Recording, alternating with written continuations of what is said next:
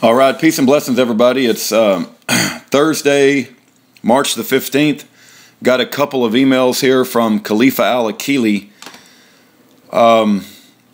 He was requesting a book titled A Practical Guide to Cupping Therapy, a Natural Approach to Heal Through Traditional Chinese Medicine by Zhongchao Wu. He goes on to write, the book is published, I believe, Better Link Press. He says, are you familiar with cupping? It's not just the Chinese that use this kind of therapy, and it's very good for the health and reduces stress. So anyway, I got the whole book for less than $18, and I sent him a copy of the book in good faith. He also wrote another letter called Campaign to Raise Funds, and I uploaded it to the list of other prisoners. It's called Campaign to Raise Funds for Khalifa, and I'll just read it. What people do with their money is none of my dang business. I don't really get involved in fundraising for prisoners, but I do point people to where they can donate if they so want to. But let's go ahead and read his letter, and if you feel obliged to do anything, that's up to you. Keep in mind, Khalifa is a Muslim, and I obviously am not a Muslim, nor will I ever be, but I do think that Khalifa is an innocent man in prison. He wrote this yesterday on March the 14th at 9:45 a.m. Rudy, I must say that I'm glad to have you as an advocate on my behalf. A while back, my wife informed me about a campaign that is being done on my behalf to attempt to raise some funds to help me with my reentry and return to society.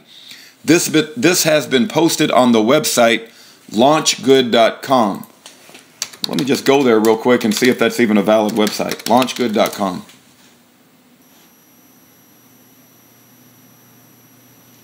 Okay, yeah, it appears that LaunchGood is a crowdfunding incredible Muslims worldwide. So it's just for Muslims. That's interesting. It's just a crowdfunding site just for Muslims. Okay.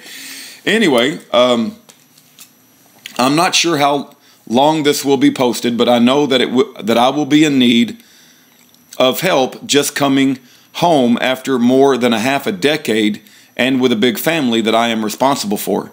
I'm not looking for handout, as I pride myself on being a hard worker, but I will need a hand getting back on my feet. I very much look forward to working a long, hard day and being able to come home to the comfort of my family. I have 3 children, all a year apart. My oldest boy is turning 8 at the end of this month.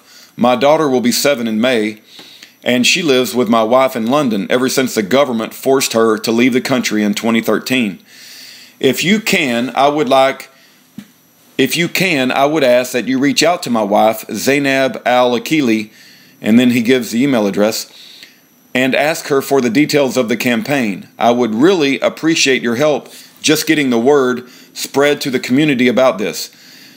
Hopefully this will help me to get established while I am released and give me the assistance that I will be in need of. I have the potential to be released sometime at the end of this year to a halfway house, and there is no assistance that will be offered to me from the same government that kidnapped me and threw me in prison for all these years. I keep my faith in Allah, the most merciful, and with my head up high, I plan to work hard to provide for my family. I used to get the magazine called The Nation, which is a weekly publication based out of New York. The subscription was completely from the company, but has recently stopped. Could you get in touch with them and ask if they could renew my subscription? In 2012, they wrote a good article about my arrest and the whole situation with the government's use of agent provocateurs, informants, in order to entrap innocent people. Have you seen this article online? Maybe if they still have some copies of this issue, you could ask them to send me a few back issues of it. I believe it was in June or July of 2012. Again, Rudy, I thank you for your support and assistance. Yours sincerely, Khalifa Al-Akili. He is the focus of a Netflix documentary called Terror, with a parenthesis around the word T. It's called Terror Error, but they put a parenthesis around the letter T.